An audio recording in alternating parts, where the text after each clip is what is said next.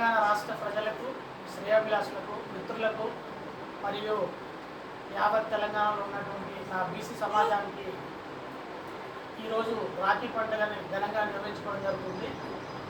కాబట్టి యావత్ తెలంగాణ ప్రజలందరికీ రాఖీ పండుగ శుభాకాంక్షలు. ఈ రాఖీ పండుగను ఎందుకు నిర్వహించుకుంటామంటే అన్నదమ్ముళ్ళు, అక్క చెల్లెళ్ళు మరియు ప్రేమ ఆప్యాయతో అనుబంధంగా ప్రతి ఒక్క సంవత్సరం ఈ రాఖీ పండుగ రావడం జరుగుతుంది. దాన్ని ఆసరా చేసుకుని ప్రతి ఒక్క అక్క కానీ చెల్లె కానీ అన్నదమ్ముల ఇంటికి వెళ్ళి రాఖీని కట్టడం వల్ల సుఖ సంతోషంగా ఎంతో మధుర అనుభూతిని పొందడం జరుగుతుంది.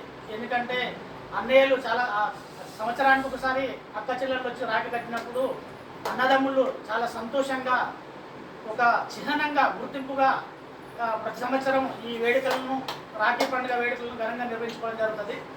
ఏదేమైనా కానీ అన్నదమ్ములు కానీ అక్క చెల్లెలు కానీ రాఖీ పండుగ వచ్చినప్పుడు ప్రతి ఒక్క సంవత్సరం గుర్తుంచుకుంటారు.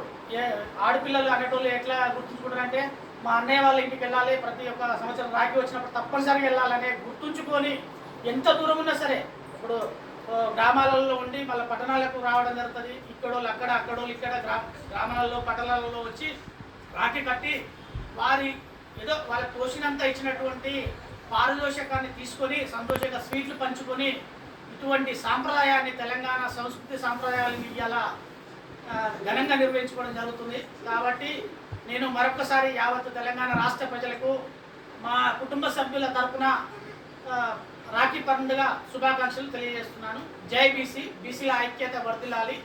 మీ బీసీ ఉద్యమ రాష్ట్ర నాయకులు శ్రీరాములు గౌడ్, బోయపల్లి. అందరికీ రాఖీ శుభాకాంక్షలు.